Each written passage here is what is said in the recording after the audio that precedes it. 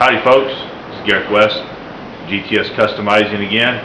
I'm going to show you a process once again on color case hardening. I'm doing a Winchester high wall. I will show you from start to finish. I've already prepped the metal, and I will show you how we pack it, how we put it in the oven, and what we do when we pull it out of the oven. See you when we get going.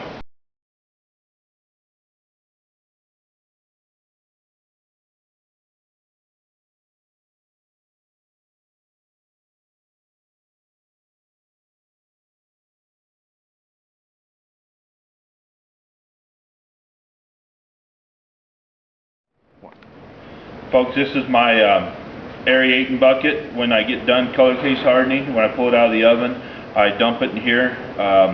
This is just water that's I've continuously add to it. I never change it. I have a copper pipe, looks like 3/8 pipe with 1/8" holes drilled through it.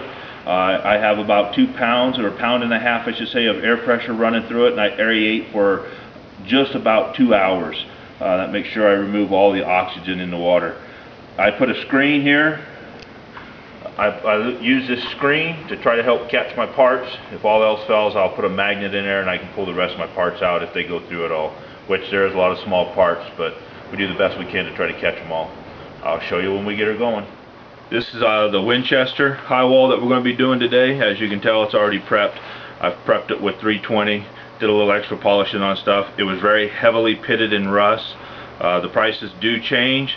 The more rust I have to deal with, the higher the prices go up. There are some cases where you cannot remove the rust due to the fact of locations. Not saying it can't be done, but depends on cost of what a person's willing to spend.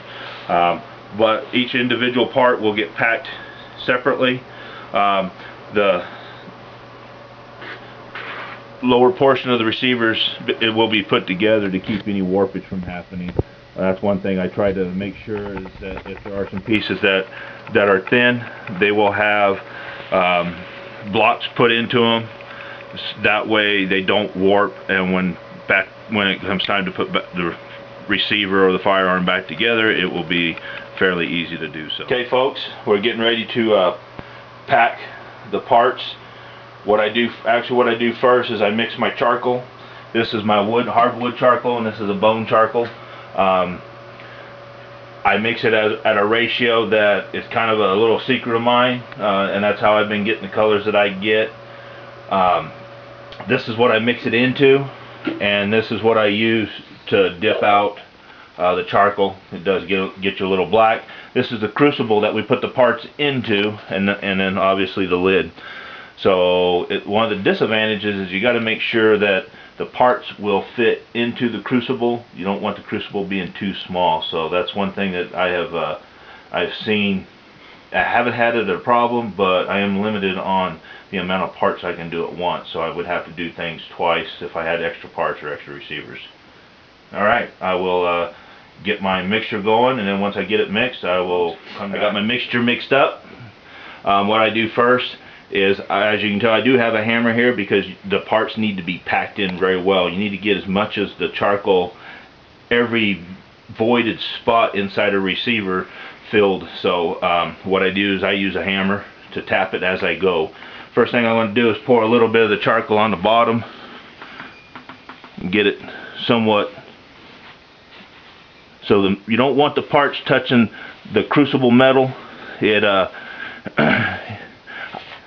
doesn't take the charcoal. Parts don't come out right if they're touching the crucible metal. So we'll get a chance to see how much. That's quite a bit in there. I'll probably take a little bit out so that I can make sure all my parts fit in there really well. Actually, I might just leave it. So what I'll do is I start with the biggest portion first. With this one, what I'm going to do is I'm going to put the face of the receiver down first, and basically just wiggle it in until it's down as far as it'll go, without touching no metal. As you can see, it sets in there, and then the rest of the parts will get packed around it. Okay, as you can tell, I got the receiver in there. I've got charcoal packed inside of it, and now I'm starting in on the lever. The lever is right next to it. Basically it sits in there, and then all I got to do is just pour the charcoal around it and pack it as I go down. Okay folks, I got all the pins. You can see the hammer sticking up still. What I want to do now is, as I've slowly gone, I've tapped it down to make sure it fits nice and tight. Get all that charcoal packed around all the little nooks and crannies and crevices that it can.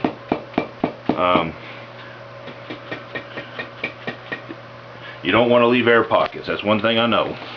And just keep pouring in as you go. Get it as full as you can.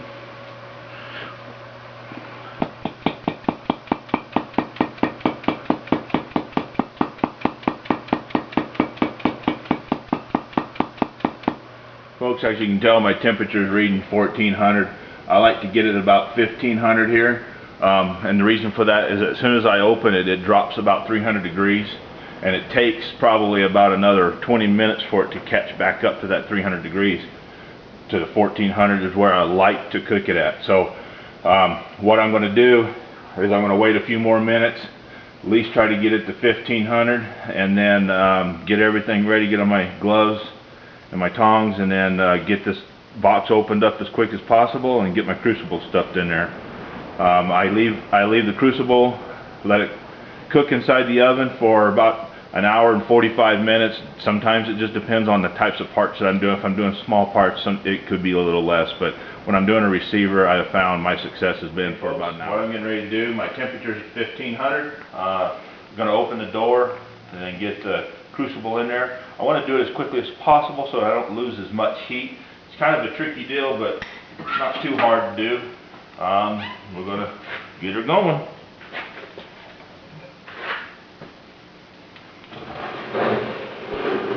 You want to stick it in the middle as close as you can and get it shut down. I lost about 200 degrees. Not too bad. I should be able to get back up to 1400 pretty quick. So,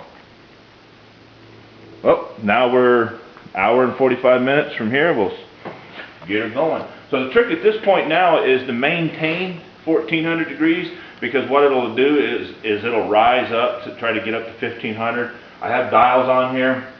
What I have found that once the crucible starts retaining the heat, I start dialing it down. I usually wind up getting down to about low, and it holds the heat for quite a long time at that temperature. Like I said, now it's time to get my aerating water going, get my timer going, and just stand back.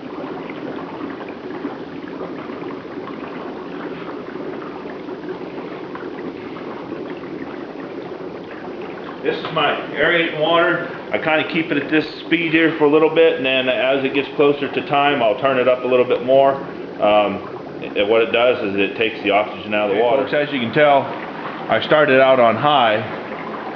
It took quite a long time to keep it stabilized. It's now on 2. It's been stabilized at 1400 degrees for quite a long time. I'm looking about 10 more minutes and it's done. It'll be in there for an hour and 45 minutes. So I have turned my water up. I've got a vigorous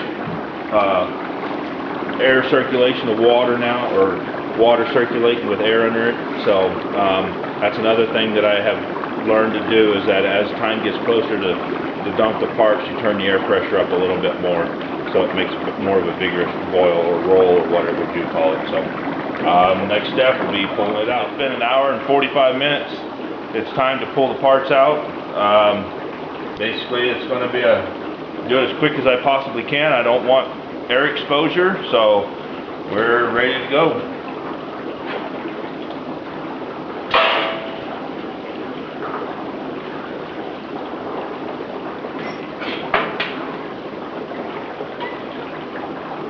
As you can tell, it's pretty hot.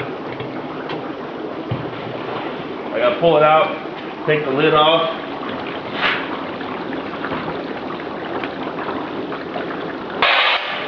Okay.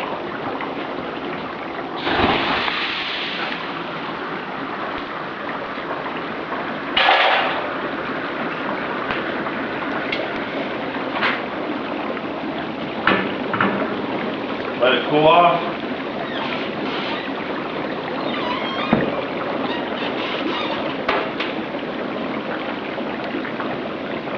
Big moment, see what it looks like.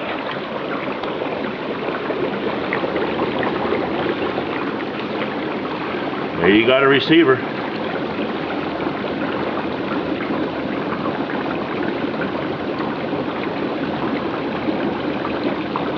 Always interesting to see how colors take to different things.